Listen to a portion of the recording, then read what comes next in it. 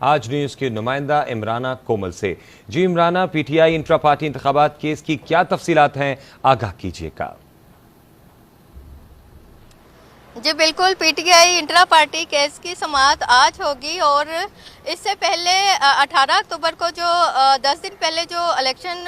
ने तलब किया था पीटीआई के रहनुमाओं को, जिसमें बैरिस्टर गौहर रऊफ हसन शामिल थे, जबकि अकबर एस बाबर भी थे, और आज भी उन्होंने अकबर एस बाबर को भी तलब कर रखा है। और उसमें 3 रुकनी बेंच ने निसार दुरानी की सरबराही में इस्तफसारात किए थे, जिसमें यह सवालात किए गए थे कि 5 साल में इलेक्शन, इंट्रा पार्टी इलेक्शन नहीं करवाए गए, और जबकि